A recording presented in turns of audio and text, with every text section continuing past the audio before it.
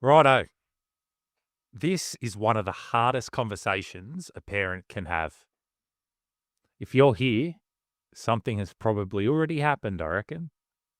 You've found something, you've been told something, or you've just got that gut feeling that your kid isn't okay. And I want to start here. This moment, right now, matters more than you think, because how you respond in these early stages can either shut everything down or keep that door open. And most parents have no idea how to do this. I'm Jacko, and I've done a lot of work in this space. I've worked with parents, I've worked with young people, I've worked with people in prison, in rehab, wherever kind of their life has taken them and their addiction has taken them. I've worked in that space.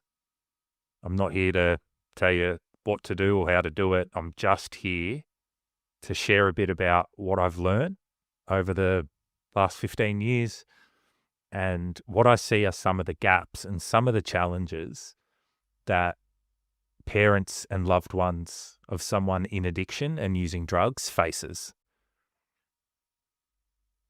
So let's be real for a second. When parents find out their kid is using drugs, the reaction is almost always intensely emotional. Fear, anger, disappointment, panic. And it makes sense. I get it. Right. But here's the problem. If your reaction becomes the main event, you lose access to what's really going on. Your reaction will determine whether your kid tells the truth to you next time. So if your kid comes to you and says, hey, this happened, or I tried drugs at a party, or you find something and go, hey, is this yours? And your kid says yes, and you fire up, mate, I can guarantee they are very likely to lie to you next time. And that's not going to help anyone, right? If they feel judged, they hide. If they feel understood, then they talk. This doesn't mean that you approve of it or that you think it's okay. It just means that you're playing the long game. Drugs are rarely the starting point. They're almost always a response to something. Social connection, wanting to fit in, curiosity, boredom, stress or anxiety, emotional pain, escaping something. Sometimes it's actually just really simple. They're at a party, everyone else is doing it, and they don't want to be the odd one out. But sometimes the drugs are actually doing a job. It might be helping them sleep, helping them switch off, helping them focus when they study, helping them cope. If you only focus on stopping the drug, but ignore why it's there, what its purpose is, right, it usually comes back in another form. There's also varying levels of drug use. And I think that this is important to understand in the context of where your kid sits, right? Because not all drug use is equal. Right? Think of it like this. Level 1 is experimentation. It might be a one-off, a few times here and there. It's curiosity. It's in a social setting. How should you respond? In this instance, you want to try and be calm, curious, and educational. And when I say educational, it's about educating yourself on what's going on for the kid that's standing in front of you. Then you've got level 2, right? Occasional use, weekends, parties. It's not super consistent, but it's also not just a one-off. In responding to this situation, you want to have a conversation and keep that conversation open while also placing some boundaries around the situation. Level 3 is what we will define as coping use. It's using in response to something, feeling stressed, upset, anxious, sad, unable to sleep, unable to manage the chaos that's happening around. It could be as a result of bullying or feeling like you don't fit in, right? This is where you really need to lean in harder. to support that person. Level 4 is dependence. Think of it like this. I need it. It becomes routine and my behavior shifts. This is where you really want to be looking at significant support and absolutely getting some professional help. Because there's two things that seem to happen with parents. They either underreact or go absolutely nuclear in their response. The question is, what actually works? And what actually seems to work is matching your response to the level of the situation. If your kid says to you, hey, I tried pot at a party on the weekend, and you go absolutely nuclear on them, well, that's enough. No more partying, no socializing. You're just going to stay at home. We're going to go down and get some counseling and probably put you in rehab. That is absolutely going to push your child further away and make it far more likely that they will lie to you next time something happens. And they certainly won't come to you asking for help or advice or support. But on the flip side of that, we also don't want to be under-responding to the situation. Say, for example, every day you find empty bottles of hard liquor hidden in your child's cupboard, right? And you come in and go, hey, sweetie, you can talk to me. I hope everything's okay. No, this is where the situation calls for a direct conversation, calling out the behavior and the evidence that you've got to support what you believe is going on, but doing it in a way that reinforces to your kid that I'm here to help, I'm here to support, but this is not acceptable.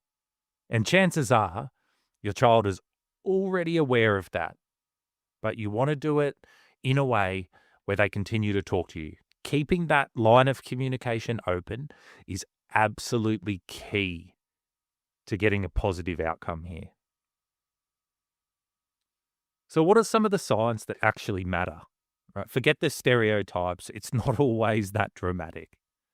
Really what you're trying to look for is patterns, right? And patterns will give you a really good indicator of where your child is at. You're looking for potential changes in personality, pulling away from family, new secrecy, and that type of behavior, a drop in motivation, changes to their sleep routine, increased irritability, constantly asking for money, risk-taking behavior. One side, that could be anything. A pattern of change is what matters.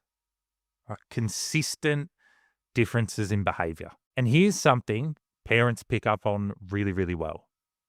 That gut feeling, it's almost always right. So let's slow this down because this is where everything either opens up or shuts down. What most parents do is accuse their child. You've been using drugs, haven't you? Don't lie to me. You're ruining your life. Right, the outcome there is pretty simple. It's going to be met with defensiveness, shutting down, lying, and pulling away. What actually works is start with observation, not accusation. I've noticed you haven't been yourself lately. Or I might be wrong, but something doesn't feel right. You know I'm not here to get you in trouble. I just want to understand what's going on for you. Your job in this situation is to try and create safety, not control. Think of it as a complete mindset shift. You're not trying to catch them out. You're trying to bring them in. If they deny it, which, let's be real, is super likely, just respond with, okay, I hear you, but I still care about you and what's going on in your life. Or, it's okay, we can come back to this. You are not looking to win in one conversation. It just does not happen. So let's give you some dot points, right? Don't go through their room impulsively. Don't read messages without a plan.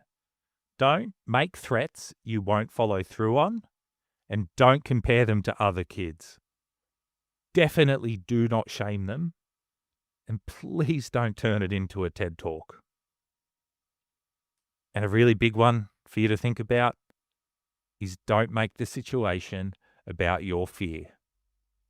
When parents say things like, "Do you know what this will do to you?" What the kid hears is you freaking out.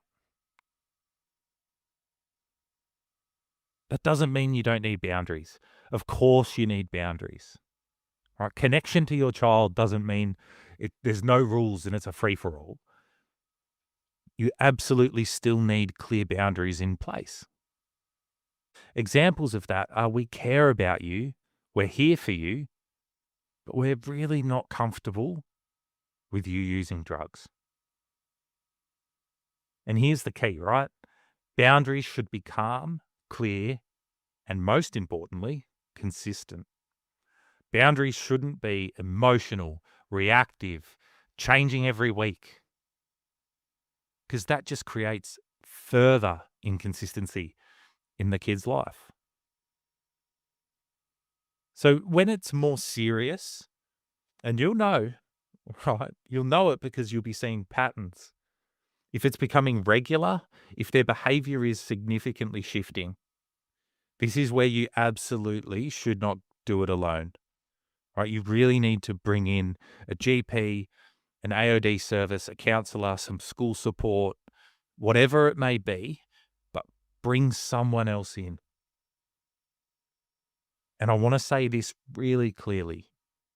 Getting help is not a failure.